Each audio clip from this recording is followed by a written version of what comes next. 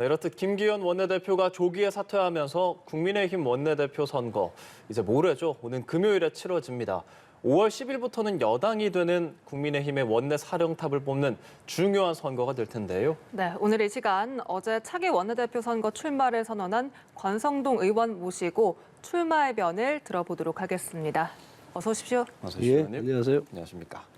네, 새 정부 출범 첫 해 원내대표 선출입니다. 어제 출마 선언을 하셨습니다. 당초 김태흠 의원을 밀어주겠다 이런 입장인 걸로 알았는데 이렇게 출마 선언을 하신 배경 먼저 여쭤보겠습니다. 제가 윤석열 당선인을 도운 것은 이제 오로지 정권 교체를 위해서 그렇게 했거든요. 예. 그래서 대선 과정에서도 배부의 종곤을 했고 대선 이후에 제가 인수위에 참여 않겠다. 그리고 내각에 들어가지 않겠다라고 제일 먼저 선언을 했습니다. 네. 그리고 당에서도 당분간 좀 조용히 지내려고 했습니다. 특히 우리 김태흠 의원께서 출마 의사가 강해서 저는 좀 공개적으로 입장을 밝히지가 않았는데 네. 또 김태흠 의원께서 충남지사 출마로 이렇게 선회를 하였고 또 집권 1년차의 원내대표의 책무가 굉장히 막중하지 않습니까? 네. 거기에다가 또 많은 의원들이 그래도 당선인과 소통이 잘 되는 제가 나서는 것이 좋지 않겠냐는 그런 많은 권유를 받아서 이제 결심하게 됐습니다. 어쨌든 간에 대통령과의 그런 당선인과의 그런 인간 관계를 바탕으로 해서 신뢰 관계를 바탕으로 해서 할 말은 하는 그래서 청와대의 출장소가 아닌 당과 정부 간의 그런 가교 역할에 제가 최선을 다하겠습니다. 네, 책무가 막중하기 때문에 가교 역할에 최선을 예. 다하겠다는 말씀해 주셨는데요. 이제 이틀 뒤에 원내대표가 결정이 예. 됩니다. 일각에서는 합의 추대로 원내대표를 선출해야 한다. 그리고 경선을 해야 한다. 이렇게 추대로는 놓고 의견이 당내에서 많았는데요. 이런 상황들 어떻게 좀 보셨는지요?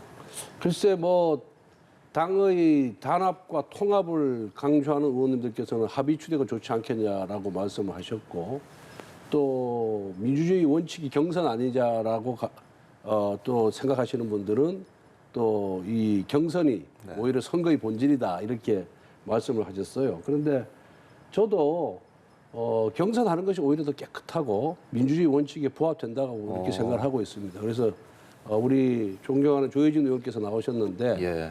아름다운 경선을 위해서 낮은 자세로 최선을 다할 그럴 계획입니다. 아, 예. 이제 모레 경선에서 맞붙게 될 텐데 원내대표 출마하신다고 나서 혹시 윤 당선인이 따로 연락을 하거나 뭐 의견을 말씀해 주신 게 있나요? 그런 건 없고요. 제가 원내대표 출마 결심을 한 거는 제가 사선 의원이거든요. 그렇죠. 네, 뭐 당선인의 뜻에 따라서 출마하고 안 하고 할 그런 소위 말하는 군번은 아니고요. 그래서 제가 독자적으로 결정을 했고 아직까지 출마 선언 이후에 윤 당선인과 지금 전화 통화를 하거나 뵌 적이 없습니다. 아직은 없으십니까? 예. 네. 앞으로도 이제 뭐 인수위 운영이라든가 뭐 차기 정부와 관련해서 또 원내대표가 되면은 또 당의 입장을 대변해야 되기 때문에 네. 만날 기회는 많으리라고 생각하고 있습니다. 네, 알겠습니다. 그러면 원내대표가 되면 윤석열 정부를 뒷받침해야 할 최초의 이 과제, 입법은 뭐가 돼야 된다고 보십니까? 글쎄 우선 뭐 여야 간에 이견이 없는 민생 법안을 빨리 처리해야 되겠죠. 그리고 이 코로나 장기화와 또 부동산 폭등으로 인해서 민생이 피폐해지고 경제도 굉장히 지금 어렵거든요. 그런데 우선 임대차 3법 이거를 빨리 저는 개정을 해야 된다고 생각하고 있습니다. 예. 뭐 각종 통계에서 나왔겠지만은 문재인 정부 들어서 서울의 부동산 가격은 거의 90% 상승을 했고 2020년 임대차 3법 개정으로 전세값도 전국적으로 41%, 또 서울로만 보면은 48%가 이렇게 올라갔거든요. 네. 그래서 이게 결국은 임대차 3법을 개정을 해야 되는데 예. 민주당이 반대한다 그런다면은 우선 손쉽게 고칠 수 있는 대통령령부터 개정해야 되지 않나 이렇게 생각을 하고 있습니다. 예, 그렇군요. 그 의원님께서 이제 출사표를 내시면서 어제 국민의힘 정부의 성공 시대를 열겠다. 건강한 당정 관계를 만들겠다고 해주셨어요. 예. 이 건강한 당정 관계가 역대 정부에서 사실 쉽지만은 않았거든요.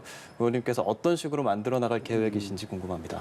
뭐 다 아시다시피 역대 정부가 실패한 거는 청와대 권력이 독점 집중이 되었고 그리고 국회가 여의도의 출장소, 특히 여당이 여의도 출장소로 전락했기 때문에 그렇거든요. 그거는 뭐 과거 민주당 정부도 그랬고 우리 정부도 그랬습니다.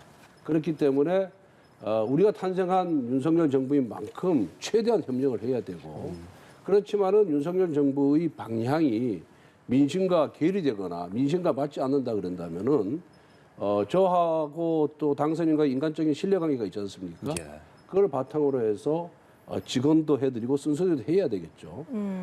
그런 과정을 거쳐서 당정이 함께 공동으로 운영이 된다면은 당이 국정의 중심이 될 수 있을 것이다 이렇게 생각을 하고 있고요. 네. 제가 대선 과정에서도 당선인에게 직원과 순서를 가장 많이 한 정치인이 접니다. 예.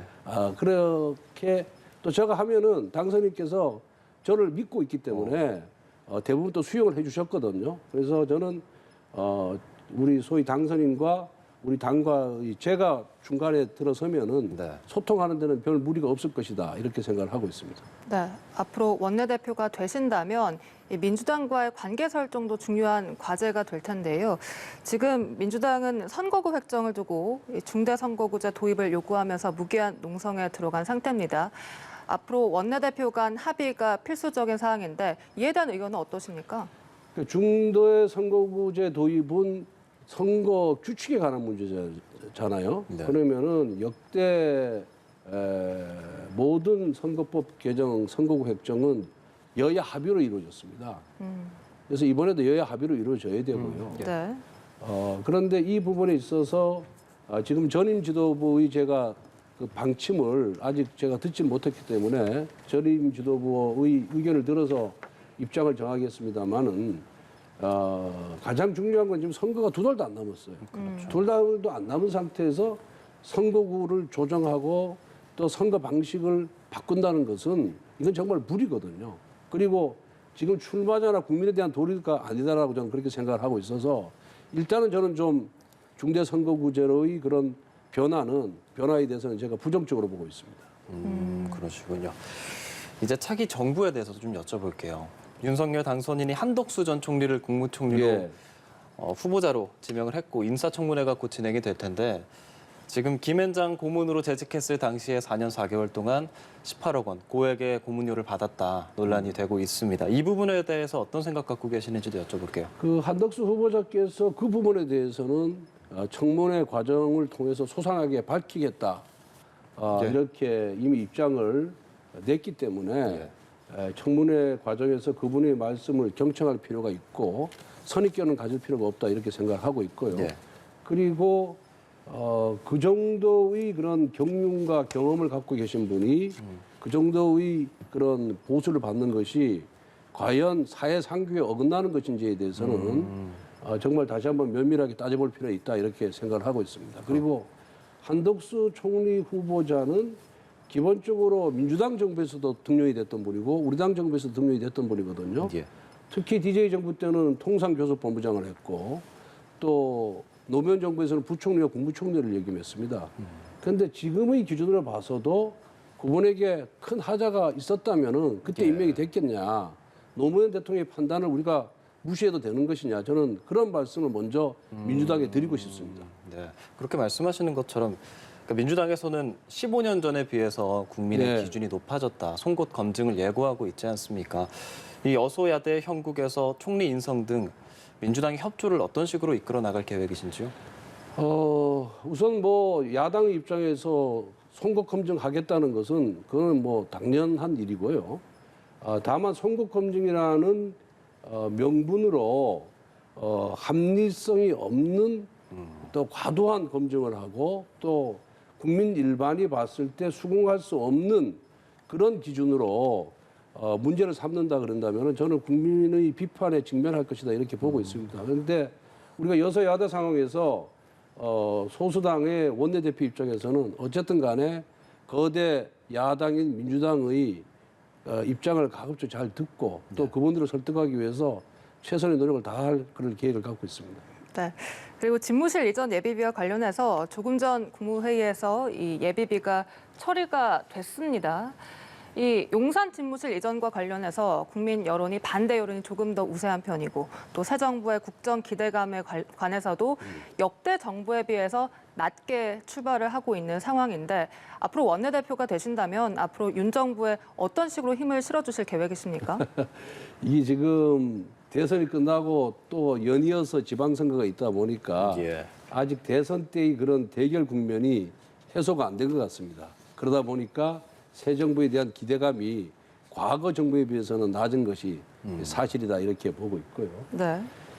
이 청와대의 이전 문제도 아마 5월 10일 날 청와대가 개방되고 많은 분들이 청와대를 다녀오면은 저는 여론이 반전될 것이다 이렇게 보고 있고요. 네.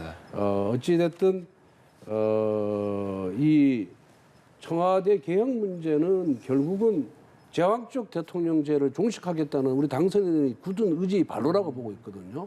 그래서 이런 부분에 대해서는 5월 10일 이후에 아마 국민들께서도 당선인의 진정성을 알아주지 않을까 이렇게 생각이 들고요. 예. 이명박 서울시장 시절에 청계천 복원을 했잖아요. 그때 80% 국민이 반대했습니다. 그런데 청계천이 복원된 후에 어떻게 80% 이상이 찬성을 하고 있거든요.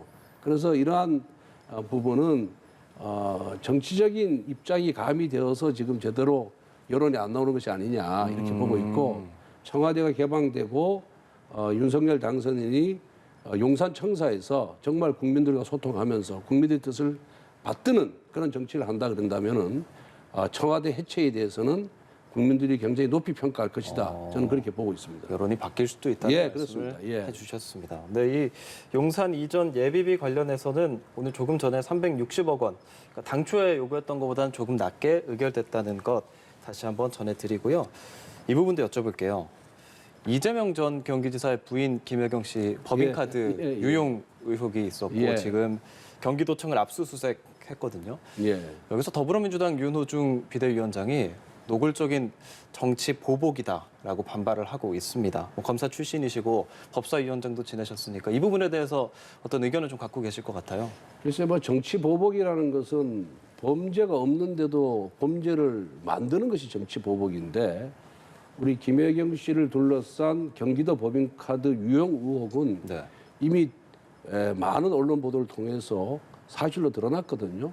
이거는 뭐 과잉의 문제가 아니고 보복의 문제가 아닌 소위 말해서 불법의 문제입니다. 그래서 이 부분에 대해서 수사를 하는 것은 정당하고요. 다만 지금 수사가 진행 중이기 때문에 야당의 원내대표를 지향하는 그런 정치인의 입장에서 네. 더 깊게 얘기하는 것은 적절치 않다고 생각합니다. 네. 그리고 지방선거 얘기하지 않을 수가 네. 없겠는데요. 이제 56일 남았습니다. 예. 김태흠 의원과 김은혜 의원 각각 충남지사와 경기도지사에 출마할 것으로 알려지고 있습니다. 이를 두고 윤심이 작용한 것이 아니냐 이런 분석도 있습니다만 오늘 아침에 윤 당선인 대변인 측이 윤심은 언론의 해석이다 이렇게 말을 하긴 했습니다만 이에 대한 생각 궁금합니다. 글쎄요, 뭐 윤심이 작용했다는 말은 좀 지나친 것 같고요. 예. 우리가 정권 교체를 했지만은 지방 권력은 90%를 지금 민주당이 갖고 있습니다. 네. 그래서 이 이번 6일 지방선거에서 최소한 50%를 국민의힘이 가져오지 않으면은 대통령의 국정 동력이 떨어질 가능성이 높거든요. 그렇기 때문에 우리 당 의원들이 선당 후사의 그런 자세로 의원직을 포기하면서까지 지방선거 출마를 한 것으로 이렇게 보고 있습니다. 그래서 이 지방 권력도 중앙 권력과 못지않게 균형을 맞추는 것이 중요하고 예. 그러한 차원에서 두 분께서 큰 결단을 내린 것으로 이해를 하면 좋지 않을까 생각합니다.